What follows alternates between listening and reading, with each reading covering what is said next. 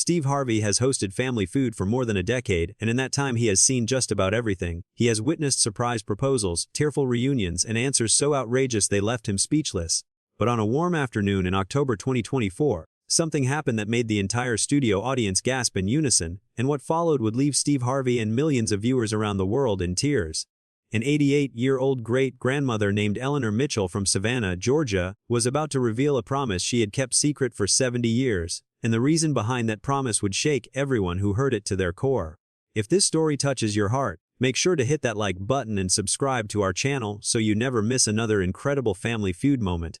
The Mitchell family had traveled from Georgia to compete on Family Feud, and they made quite an impression from the moment they walked onto that stage.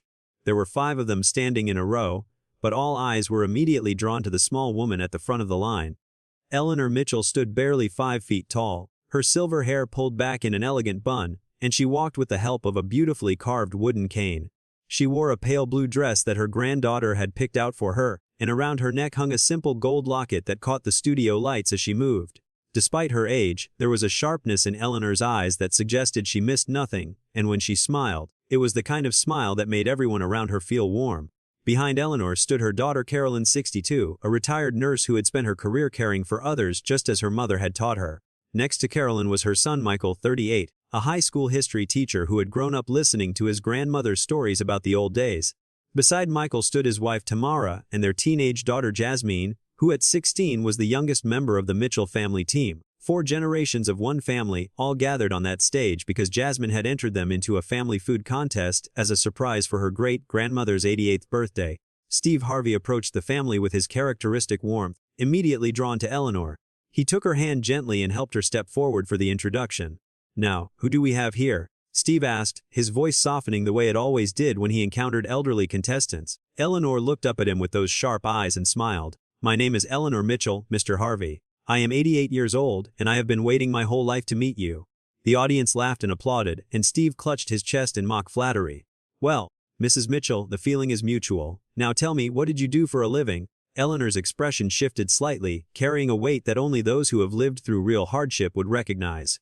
"I was a seamstress, Mr. Harvey. I sewed wedding dresses for 54 years. Started when I was 18 years old, right after the war ended." Steve nodded respectfully. 54 years of making wedding dresses. That is a lot of happy brides. Eleanor's smile wavered just slightly. "Yes, sir, it was. Every single one of them."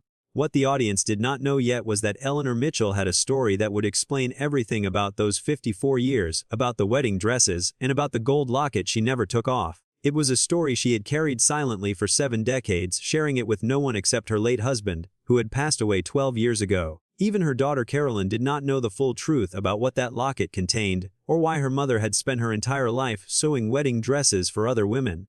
But on this day, in front of millions of viewers, Eleanor Mitchell had decided it was finally time to tell her story. The game itself was exciting. The Mitchell family faced off against the Patterson family from Ohio, and both teams brought their enthusiasm to every round. Eleanor proved to be a surprisingly competitive player, her decades of life experience giving her an edge that the younger contestants could not match. When asked to name something a woman might throw at her husband during an argument, Eleanor calmly said, "His clothes," and hit the number 1 answer. When asked what a man should never forget on Valentine's Day, she said, "Flowers," without hesitation, and once again topped the board. Steve Harvey was impressed, returning to Eleanor after each round to share a moment with her. "Mrs. Mitchell, you are on fire today. Where is all this wisdom coming from?" Eleanor patted his hand gently. "Mr. Harvey, when you have loved as long as I have, you learn a few things about what matters." The Mitchell family won the main game, and the decision was made that Eleanor and her great-granddaughter Jasmine would play fast money together. It was a beautiful pairing, the oldest and youngest members of the family representing 4 generations of Mitchells. Eleanor insisted on going first, saying she wanted to give Jasmine a strong foundation to build on. As the 88-year-old great-grandmother took her position at the Fast Money podium, the audience fell silent with anticipation and respect. Steve approached Eleanor with his usual pre-game conversation, but there was a gentleness in his voice that everyone noticed. "All right, Mrs. Mitchell, this is Fast Money. You know how it works. 5 questions, 20 seconds. Just say the first thing that comes to your mind. Are you ready?" Eleanor nodded, her hands resting calmly on the podium, the gold locket glinting against her pale blue dress. "I have been ready for this for a very long time, Mr. Harvey." The timer appeared on the screen, and Steve launched into the questions. "Name something a bride might forget on her wedding day." Eleanor answered instantly, her vows. Steve continued rapidly. "Name a reason someone might cry happy tears." A homecoming, Eleanor replied, her voice catching slightly on the word. How many years does it take to really know someone? A lifetime. Name something precious that people keep in a locket. Eleanor's hand moved instinctively to the gold locket at her neck. A photograph. Name the most important promise a person can make. There was a pause, barely a second, before Eleanor answered. To wait. The buzzer sounded and something in the air had shifted. Steve Harvey studied Eleanor's face, noticing the tears that had begun to form in her eyes. Good job, he said softly. Let us see how you did. Jasmine took her position in the soundproof booth and Eleanor's answers were revealed one by one. Her vows was the number 3 answer with 18 points. A homecoming earned 22 points, a lifetime was on the board with 15 points. A photograph in a locket was the number 1 answer with 34 points. But it was the last answer that made Steve Harvey stop in his tracks. You said to wait for the most important promise a person can make, Steve announced slowly. Survey said. He paused, looking at the board. That is not on the board, Mrs. Mitchell. The audience made a sympathetic sound, but Eleanor did not seem disappointed. Instead, she was looking down at the locket around her neck, her fingers wrapped around it tightly. Steve noticed immediately. Mrs. Mitchell, are you all right?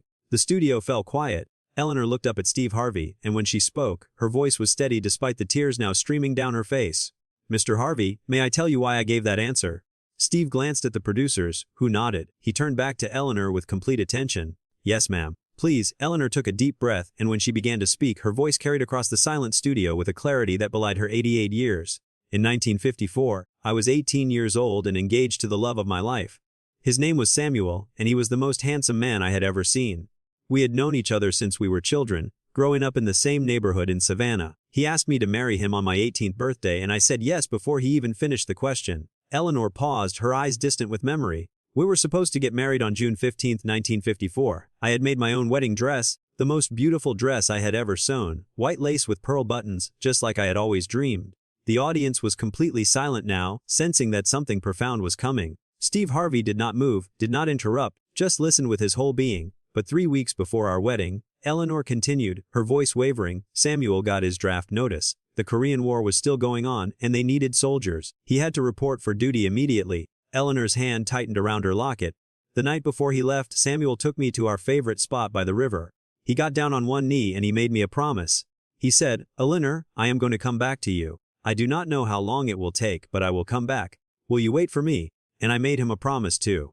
I said, Samuel, I will wait for you. No matter how long it takes. I will be here when you come home. A soft gasp rippled through the audience. Several people were already wiping their eyes. Eleanor continued, her voice growing stronger even as the tears flowed. Samuel gave me this locket that night. Inside it is a photograph of him in his uniform, taken the day before he shipped out. He told me to keep it close to my heart until he came back. Eleanor opened the locket with trembling fingers, revealing a small, faded photograph of a young black man in military uniform, his smile bright and full of hope. This is my Samuel. This is what he looked like at 19 years old. Steve Harvey's voice was barely a whisper. Mrs. Mitchell, what happened to Samuel? Eleanor closed the locket gently, holding it against her heart. Samuel was declared missing in action in 1955. They never found him. No body, no dog tags, nothing. His family held a memorial service, but I did not go. I could not go. Because I had made him a promise, Mr. Harvey. I promised I would wait for him. The studio was absolutely silent. You could have heard a pin drop. Eleanor looked directly at Steve Harvey, and what she said next made the entire audience gasp in unison. I have been waiting for 70 years. I never married anyone else. I never broke my promise. The gasp that erupted from the audience was audible even through the sound system. People covered their mouths in shock. Several audience members began openly sobbing. Steve Harvey stood frozen, his eyes filling with tears that he did not try to hide. Eleanor continued, her voice steady despite everything. People told me I was crazy. My parents begged me to move on. My friends tried to set me up with other men, but I made Samuel a promise, and Eleanor Mitchell does not break her promises. So I waited. I kept waiting. She paused, looking at the audience with those sharp, clear eyes. You asked me why I sewed wedding dresses for 54 years. Now you know. Every bride I dressed, every veil I pinned, every train I hemmed, I did it for Samuel. I could not wear my own wedding dress, but I could help other women wear theirs. Every time I sent a bride down the aisle, I imagined it was me, walking toward Samuel. It was my way of keeping him alive. Steve Harvey had not moved. He had not spoken. For what felt like an eternity, the host who always had something to say stood completely still, tears streaming down his face. When he finally spoke, his voice cracked with emotion. Mrs. Mitchell, I have been doing this show for a long time. I have heard a lot of stories. But I have never heard anything like this.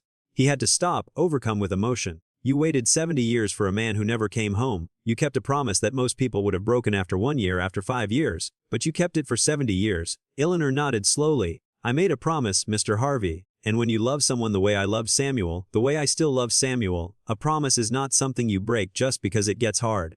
Steve walked over to Eleanor and took both of her hands in his. Mrs. Mitchell, I need to ask you something. Do you regret it? Do you regret waiting? Eleanor's answer was immediate and firm. Not for one single day. I have had a beautiful life, Mr. Harvey. I had my work, which I loved. I helped raise my sister's children when she passed away young, and her daughter Carolyn became like my own. She gestured to her daughter, who was sobbing quietly nearby. I have grandchildren and great-grandchildren who fill my heart with joy. And I have had Samuel with me every single day, right here against my heart. She touched the locket. Some people might say I missed out on life by waiting. But I say I lived exactly the life I was meant to live. I lived a life of keeping my word. The audience erupted in applause, the kind of applause that comes from deep emotional release. People were on their feet, crying and clapping, overwhelmed by what they had just witnessed. Jasmine, Eleanor's great-granddaughter, had emerged from the soundproof booth and was clinging to her great-grandmother, tears streaming down her young face. Steve Harvey raised his hand for quiet, and the audience slowly settled down. Mrs. Mitchell, we have to finish the game. Your great-granddaughter needs to play her round.